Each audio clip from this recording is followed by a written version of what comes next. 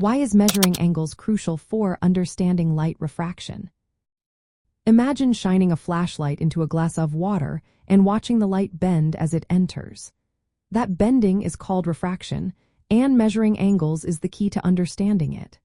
When light passes from one material to another, like air to water or glass, it changes direction.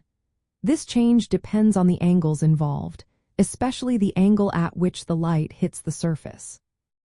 The main angles are the angle of incidence, which is how far the incoming light is from a line perpendicular to the surface, and the angle of refraction, which is how much the light bends inside the new material. To understand how much the light bends, scientists use a rule called Snell's law.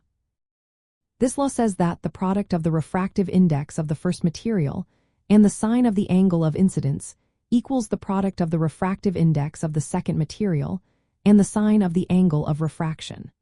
The refractive index measures how much a material slows down light. By measuring these angles precisely, we can figure out how much the light is bending and how different materials affect that bending. This is important because the amount of bending depends on the difference in refractive indices and the incident angle. Knowing these angles helps us calculate the refractive index of unknown materials, which is essential in designing lenses, microscopes, and other optical devices. From a geometry point of view, understanding angles helps us see how the light's path relates to the normal line, which is a straight line perpendicular to the surface. The sine function connects these angles to physical properties of materials, making angle measurement a bridge between geometry and physics. In real life, measuring angles allows us to create better glasses, understand rainbows, and develop fiber optic cables.